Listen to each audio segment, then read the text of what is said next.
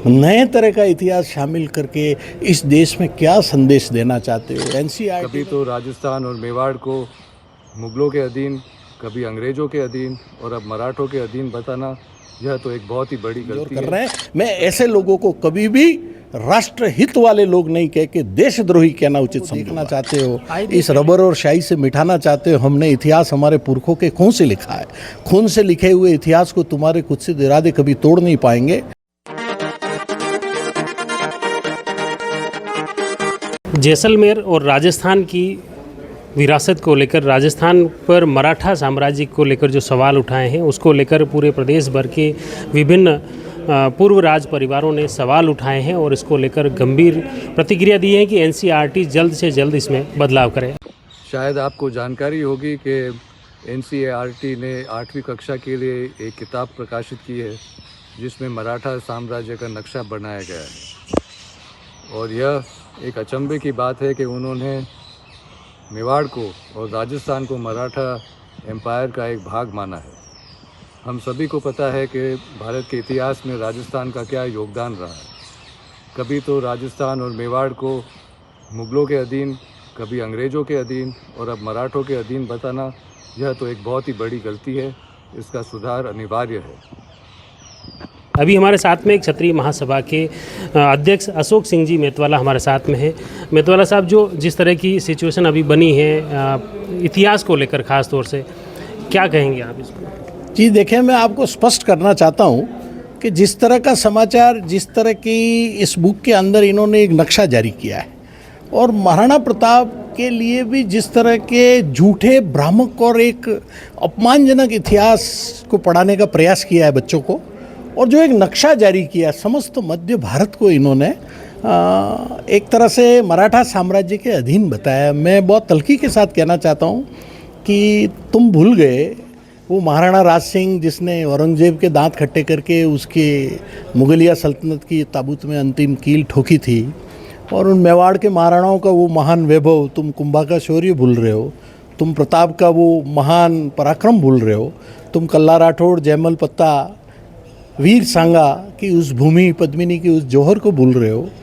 बारंबार जब मेवाड़, जोधपुर रियासत, जयपुर और समस्त मध्य भारत के इतिहास में, अतीत में झांकते हैं तो सनातन संस्कृति की, धर्म की रक्षा के लिए बारंबार हजारों क्षत्राणियों ने, लाखों क्षत्रियों ने और हमारे यहाँ के 36 कौम जिसमें जनजाति के भाई भी शामिल हैं, संत सन्यासी समाज भी इसमें शामिल है, इन्होंने बलिदान दिए हैं और इस राष्ट्र की अस्मिता की रक्षा करने का प्रयास किया है। अब ये नए पाठ्यक्रम में नए तरह का इतिहास शामिल करके इस देश में क्या संदेश देना चाहते हो? एनसीईआरटी में जो लोग बैठे हुए हैं उन्होंने जिस तरह का भ्रामक इतिहास लिख करके बच्चों को पढ़ाने का प्रयास किया, उनके इरादे ठीक नहीं है। ये सोशल हार्मनी को खराब करने का प्रयास है और इस तरह के कुत्सित प्रयासों से राष्ट्र प्रबल नहीं होता है, कमज़ोर होता है।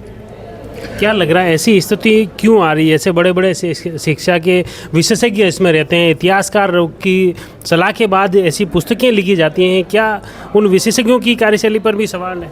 मुझे लगता है जानबूझ करके इस देश की महानतम कौम जिसके बलिदानों की गाथा हजारों साल पुरानी है, जो आप रामायण काल से चलेंगे, महाभारत काल पे आएंगे और इस महान मेवाड़ का 1400 वर्ष का वो अतीत या वो इतिहास जिसमें जब बापा रावल ने शमशीर उठाई थी, ईरान तक अपनी शमशीर, अपनी खांडे, अपनी भवानी का परचम लहरा करके सनातन संस्कृति की रक्षा की थी। आज से 1400 वर्ष पहले तक्षशिला विश्वविद्यालय, जो दुनिया की सबसे बड़ी यूनिवर्सिटी थी, उसकी रक्षा के लिए उससे 10 कोस दूरी पे रावलपिंडी फोर्ट का निर्माण किया था।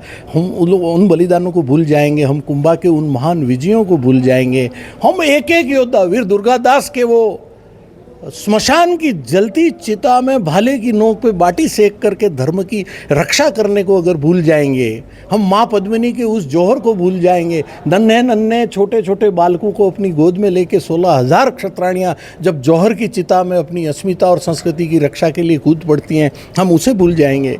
जयमल जी जब कल्ला राठौड़ कमध्वज के कंधे पर सवार होकर के चतुर्भुज का अवतार लेकर के दिल्ली सल्तनत की सेना को काटते हैं, उस शाके को भूल जाएंगे तो निश्चित ही हम भ्रम में जा रहे हैं, हम इतिहास को बुला रहे हैं, भ्रामक इतिहास पढ़ा रहे हैं और इस देश में भ्रम की स्थिति पैदा करके राष्ट्र को कमज़ोर कर रहे हैं। मैं ऐसे लोगों को कभी भी राष्ट्र हित वाले लोग नहीं कह के देशद्रोही कहना उचित समझूंगा। आए दिन पहले भी राणा सांगा के ऊपर राज्यसभा में सांसद ने सवाल उठाए, उससे पहले भी जिस तरह की बातें हुई, गुजरात में भी हुई। बार बार इस तरह के मेवाड़ के इतिहास को लेकर ऐसी बातें क्यों दोहराई जा रही है, इसके पीछे क्या मानते हैं आप? देखें, हम बहुत गहराई से इस चीज़ को देख रहे हैं और समझ रहे हैं। हमारी धैर्य की सीमाएं जिस दिन जवाब दे जाएंगी उस दिन ये इनके कुत्सित इरादे बहुत महंगे पड़ेंगे। और जब हम देश और दुनिया को बताना चाहते हैं, आप अगर इतिहास के पन्नों को देखना चाहते हो, इस रबर और स्याही से मिटाना चाहते हो, हमने इतिहास हमारे पुरखों के खून से लिखा है। खून से लिखे हुए इतिहास को तुम्हारे कुत्सित इरादे कभी तोड़ नहीं पाएंगे। देश की 140 करोड़ जनता के दिलो दिमाग में इन महान योद्धाओं की वो वीरांगनाएं और महान क्षत्रिय योद्धा और बाकी जितनी कौमों के योद्धा शहीद हुए, उत्सर्ग किया, प्राणों का बलिदान किया है, वो आज दिन तक अमिट छाप की तरह हृदय स्थल में निवास करते हैं, जो लोक देवताओं का रूप लेकर के संपूर्ण राष्ट्र में पूजे जाते हैं। इनके इरादे अगर ठीक नहीं है तो वो अपने इरादे ठीक करें, अन्यथा ये व्यवस्थाएं भ्रमित होंगी, दृष्टि भ्रम पैदा होगा। खास तौर से प्रदेश और देश में सरकारें भाजपा की सरकार हैं और जो सरकार के सिस्टम में इस तरह की इतिहास में त्रुटियां आ रही है, तो इसके लिए सरकार क्यों ना कोई बड़ा कदम क्यों नहीं उठा रही है? क्या ये इसको लेकर मुझे लगता है कि ये ब्यूरोक्रेट्स का फेल्योर है और राज्यों के जो मुखिया होते हैं उनकी कहीं ना कहीं मॉनिटरिंग की लैकिंग है। और जब ब्यूरोक्रेट्स अपनी मनमानी पर उतर आते हैं और जिस तरह का ये भ्रम फैलाने का प्रयास करते हैं, इसकी क्लोज मॉनिटरिंग होनी चाहिए।